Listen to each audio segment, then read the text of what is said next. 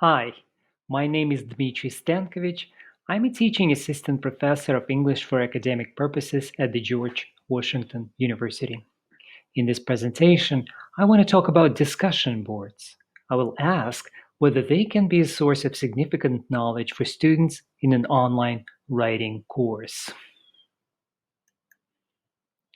As you know, the discussion board is a space in an online environment, such as Blackboard, in which students can post messages that their classmates can read. Students can also reply to their classmates' posts. Thus, discussion boards allow students to interact with one another, to develop ideas collaboratively, and to build social relationships. These affordances make discussion boards a favorite activity in online courses.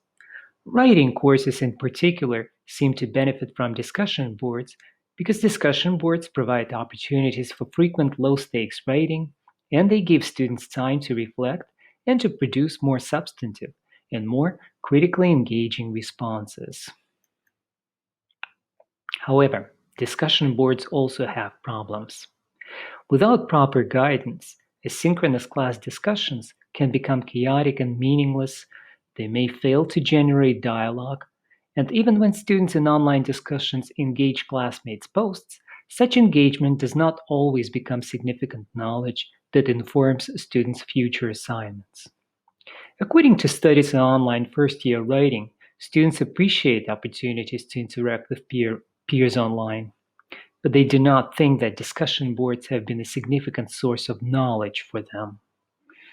These studies also suggest that this problem may go deeper than students' unfavorable perception of specifically discussion boards. Students have expressed skepticism not only about discussion board assignments, but about the value of peer-to-peer interaction in general.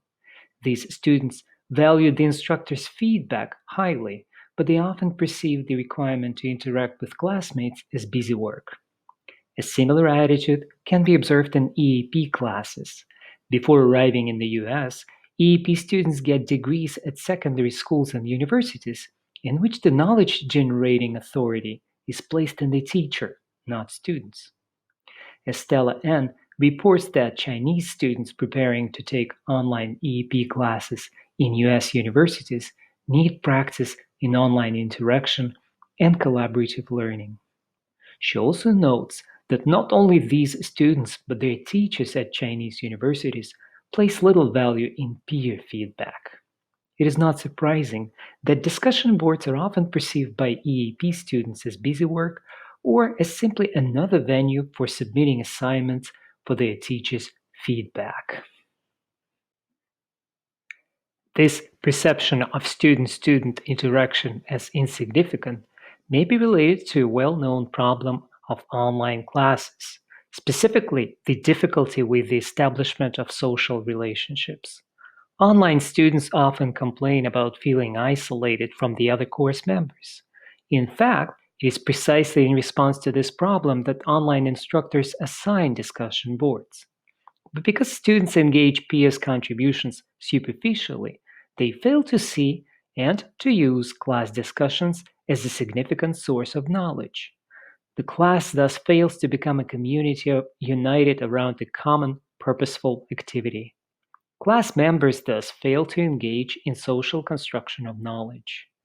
Meanwhile, such a community has been found to be important not only for students' general satisfaction with the course, but also for their cognitive development. Despite these problems, discussion boards offer important advantages. While not requiring much processing power and broadband internet connections, and while not demanding sophisticated technical skills from students, discussion boards are a powerful medium in which students can practice written communication and share ideas with the whole class. Thus, online educators are not ready to discard discussion boards. Instead, they propose ways to increase their effectiveness. First, instructors should clearly relate discussion boards to the course goals and to the other assignments in the course. Another way, the effectiveness of discussion boards can also be improved through careful planning and coordination. EAP scholars recommend teaching second language writing students rhetorical moves that would enable them to engage peers' discussion posts more directly and deeply. One more method of engaging discussion boards' potential for making peer interaction a source of significant knowledge has been offered by Dan Seward. It's an assignment that consists of a series of discussion board posts and that spans 6 to 8 weeks of a semester. In this assignment, students generate collaboratively a series of topics that they will then develop in individual research papers. Seward believes that this assignment, which he calls orchestrated discussion, is effective for engaging cognitive, social, and teaching presences. These presences are the three interanimating components of the community of inquiry frame, a frame which is often used in online pedagogy. During fall semester 2020, this semester, I decided to include this assignment in my English for Academic Purposes graduate course at the George Washington University. Seward developed this assignment for first-year writing courses, not graduate courses. However, we could argue that first-year writing and general-purpose EAP courses, graduate or undergraduate, share the same goal: to socialize students to an academic discourse, or more specifically to a US academic discourse. Therefore, I felt that Seward's discussion board assignment could work well for my online EAP graduate students. Let me now describe this assignment. According to Seward, an orchestrated discussion includes multiple interactive movements, each asking students to reflect on, respond to, and selectively develop classmates' previous postings. On the discussion board, each of these movements is presented as a forum that requires students to create a main post in response to the instructor's prompt and one or several replies to classmates' main posts. What's important is that each subsequent movement or forum builds on the preceding forums. The final result of this assignment is a proposal for a research project that students have to present in a research paper at the end of the semester. Here's on the slide, you can see a flow chart illustrating the sequence of 4 assignments or movements in Seward's orchestrated discussion. As we can see, this assignment begins during the first week of the semester and it spans 7 to 8 weeks. Beginning with assignment 2, the instructor's prompt sends participants back to the last discussion to reflect and build on this last discussion. In this reflective development, students have to cite their classmates' posts. Let me briefly describe each of the 4 assignments in more detail. Assignment 1 prompts students to post 3 paragraphs in which they, number 1, narrate a favorite social event, number 2, describe a dream job, and number 3, evaluate an aspect of civic life. This assignment allows students to share with the class their interests. Such sharing creates an opportunity for social bonding, which of course is very important in an online class, especially asynchronous. In addition, this assignment generates a collection of topics that the participants can then develop further. The instructor can use these posts to talk about genre, for example, such typical moves as narration, description, and argument, and to point out a few basic rules of academic writing, such as how to format a sentence, how to create complete sentences by including a subject and a verb, or any other quick pointers that may be relevant and timely for specifically this class. Assignment 2 asks students to, number 1, review the posts in assignment 1. So it sends the students back to assignment 1. Then identify at least 2 common topics. And finally, identify at least one topic that has not been discussed. An important requirement of this assignment is that participants must cite classmates' posts. This assignment creates a bank of topics that are of interest to specifically this class.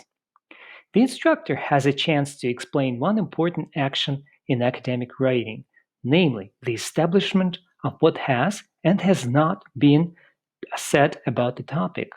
The instructor also has an opportunity to compare the language of citation in the participants' posts with the language of citation in academic works, stressing that academic writing tends to be more formal. Assignment 3 prompts each student to write a statement of interest in a topic, explaining what drew him or her to this topic, but also how this topic may be interesting to other class members. Students also have to develop an annotated bibliography of academic and non-academic sources relating to the chosen topic. This assignment allows each student to zero in on a topic of interest and to start comparing what has been said about this topic inside and outside the class. Also, because topics are related, each student's annotated sources may be used by other students too. The instructor has a chance to discuss library research, source evaluation, and citation mechanics. Assignment 4 gets students to write a formal research proposal and also peer review research proposal. The instructor responds with comments on the proposal's key components, the thesis statement, the research questions, and the outline of the proposed research paper. As we can see, in the sequence of 4 discussion board assignments, students share topics that they're interested in, they relate them to other course participants' interests, and to various academic and non-academic publications, and they develop a proposal for a research paper they will work on during the second half of the semester. Students have to remain mindful of their classmates' ideas and interests, using them as a basis for their writing. Finally, this activity presents multiple occasions for the teacher to provide lessons in academic form and rhetoric that are relevant to this particular group. In sum, Seward's orchestrated discussion seems to be to blend effectively the cognitive, social, and teaching presences. This assignment thus creates a community of inquiry by making peer-to-peer interaction on the discussion board a source of significant knowledge. Let me now tell you about the EAP program in which I'm implementing Seward's orchestrated discussion. The EAP program at George Washington University caters to international students whose TOEFL scores are below a certain minimum. Our students are matriculated in a variety of degree programs, and they come from all over the world. Our program offers both undergraduate and graduate courses. We have general EAP courses and discipline-specific courses. Our program uses a scaffolded approach to developing second language international students' readiness for the academic literacy tasks that they will encounter in their studies. This semester, I'm teaching a general EAP course. Most of my students major in electrical engineering and computer science, and most of them are from China. My students learn to generate research topics, look for and evaluate published sources, incorporate these sources in their writing, formulate argumentative thesis statements, and support their arguments with reasons and source-based evidence. They also learn to create effective sentences, paragraphs, and use academic vocabulary. Like many other schools and programs this semester, the EAP program at George Washington University offers all of its courses online. Because our students reside in very different time zones, our online EAP courses are asynchronous. I try to implement online teaching best practices in my classes. Careful course design, abundant instruction repeated in different media, timely and clear feedback to students' work and email, and different channels for student-student interaction. However, The building of social relationships between students and the formation of a learning community in the class remain a challenge and require purposeful effort. Teaching EAP online in the past, I have noticed that unless required, students have been reluctant to interact with the classmates. On the contrary, when required and carefully guided, students have provided great feedback to one another on class discussion boards or in peer reviews. Therefore, I was enthusiastic about trying out Seward's orchestrated discussion in my graduate EAP course this semester. Not only does this assignment create a space where class members collaborate on ideas that will be significant for their work in this class, but it also allows students to interact through a sustained and meaningful exchange of ideas. According to the community of inquiry frame, only such purposeful and intellectually challenging interaction is the basis for developing social relationships. The creation of such social relationships is especially valuable for my online asynchronous course, in which students are divided by space, time, and oftentimes language and culture. At the time of this recording, my online EAP class is in week 5 of the semester, and we have completed 2 of the 4 assignments of the orchestrated discussion. In assignment 1, my 17 students wrote about topics of interest under the broad themes of social, professional, and civic life. In assignment 2, they discovered common topics in their classmates' posts and also identified gaps. In other words, topics that had not been discussed but that could be related to the existing posts. As the instructor, I've created 2 videos in which I reflected on what topics this discussion has revealed as being of interest specifically in this class.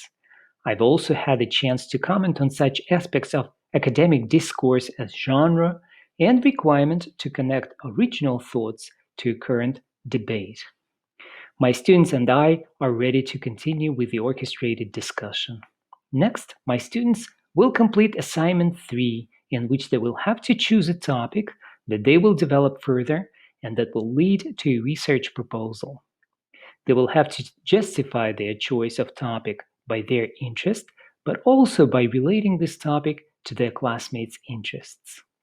Thus, I hope this sequence of orchestrated discussion assignments will cause students to treat class discussion boards as a significant source of learning, of knowledge. I also hope that my students' sustained collaboration on generating content geared toward the most important assignment in this course, the research paper, will allow my students to develop social relationships, the lack of which is often found to be a problem in online courses.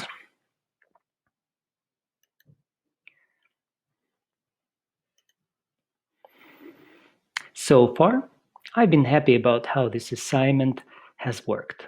But because my students have completed only half of it, it's too early to report on this assignment's success. I plan to measure the effectiveness of this assignment by counting how many of my students' research papers will be based on the topics generated in the orchestrated discussion.